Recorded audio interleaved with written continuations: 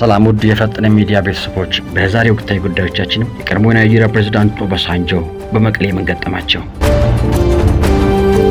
ኢትዮጵያ የፈረንሳዩን ጋዜጠኛ ከሀገር ማባረሯን፣ ታዋቂያ የኢትዮጵያ አትሌት አበረታች እንደተገኘባት፣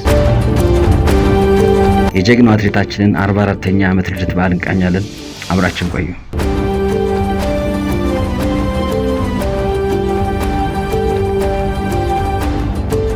ለሰላም ድርድር ወደ መቀሌ አቅንተው የነበሩት ኦባሳንጆ ከደብረ ጽዮን ጋር ካደረጉት ንግግር በኋላ እውነታውን በድጋሚ ያረጋገጡ። በአስቸኳይ ስልጣንን አስረክብ፣ የፌዴራል መንግስት የፕሪቶሪያውን ስምምነት ጥሷል በማለት በመክሰሱና የአድኑ ተማጽኖን ተከትሎ የፕሪቶሪያ ስምምነት አስተባባሪ ኦሉሴጉን ኦባሳንጆ ከሰሞኑ በመቀሌ ተገኝተው ከደብረ ጽዮን ቡድን ጋር ተወያይተዋል። ኦባሳንጆን ወደ መቀሌ ሲያመሩ አንድም ተጨማሪ ወገን ሳይዙ ብቻቸውን የተጓዙ ሲሆን ይህን ጉዞ በዚህ ደረጃ ለብቻ ያደረጉት የጉዟቸው ዓላማ የደብረ ጽዮንን ቡድን ለማስጠንቀቅ መሆኑ ግልጽ ነበር። ህወሓት በፍጥነት በጉልበት ያፈረሰውን የጀኔራል ታደሰ ወረደን ጊዜያዊ አስተዳደር በፍጥነት መልሳቸው አስረክቡ ሲሉ ዱብ አውርዶባቸዋል።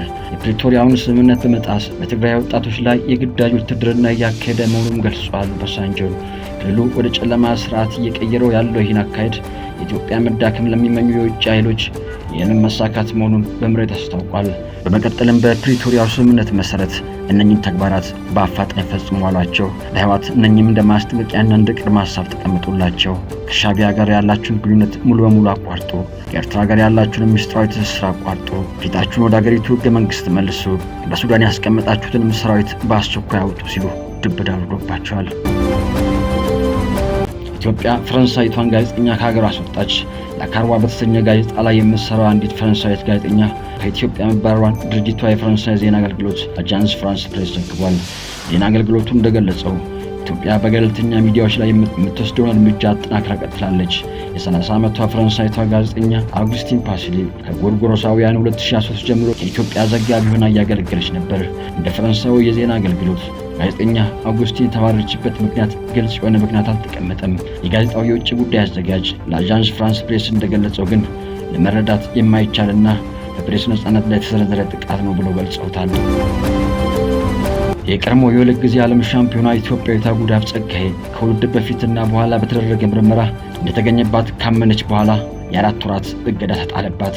ጉዳፍ ባለፈው ታህሳስ በዓለም አቀፍ የጸረ አበረታች ንጥረ ነገሮች ኤጀንሲ ዋዳ መሰረት የተከለከለ ዝርዝር ውስጥ የሚገኘው ንጥረ ነገር ምርመራ ተደርጎ ተገኝቶባታል። ጉዳዩ በጥር ወር መጨረሻ ላይ በአትሌቲክስ የምርመራ ውጤት ከተገለጸላት ከአንድ ቀን በኋላ ያጋጠማትን የጤና እክል ለማከም መድኃኒት እንድታዘዘላት በመግለጽ ደጋፊ ሕክምና ሰነዶችና ማስረጃዎችን አቅርባለች።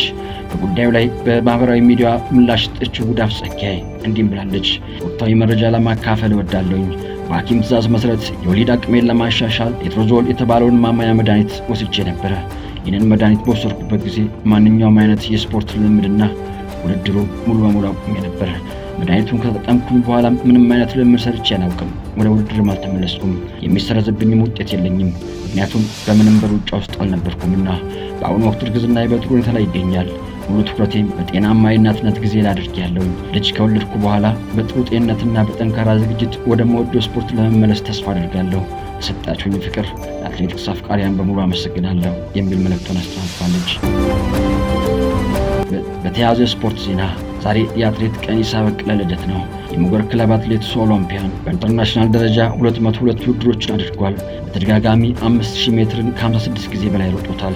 በ5000 ሜትር የምንጊዜም የዓለማችን ፈጣኝ ባለሰዓቶች መካከል አንዱ ነው። 36 ጊዜ ሀገሩን ወክሏል። በሀገር ውክልና ውድድር ማለትም በኦሎምፒክ፣ በዓለም አትሌቲክስ ሻምፒዮና፣ በቤት ውስጥ ሻምፒዮናና በወጣቶች ሻምፒዮና፣ በሀገር አቋራጭ ውድድር እንዲሁም በአፍሪካ ሻምፒዮና 24 ወርቅ፣ 4 ብርና 2 ናስ፣ በቡድን 4 ወርቅ፣ 7 ብርና 2 ናስ በጥቅሉ 43 ሜዳሊያዎችን ለሀገሩ አስገኝቷል። በጸባዩ የሚወደድ የትም ውስጥ የማይገባ ለሀገር ትልቅ ፍቅር እንዳለው የሚነገርለት አትሌት ቀነኒሳ በቀለ እነሆ 44ኛ ዓመቱ። እንኳን ተወለድክልን። ተመልካቾቻችን ለአትሌት ቀነኒሳ በቀለ የእንኳን ተወለድክ መልእክታችሁን በአስተያየት መስጫ ሳጥን ላይ መስጠት ትችላላችሁ። የዛሬ አጫጭር ዜናዎቻችን ይመስላሉ። የፈጠነ ሚዲያን ሰብስክራይብ ያድርጉ። ቤተሰብ ይሁኑ። ሰናይ ጊዜ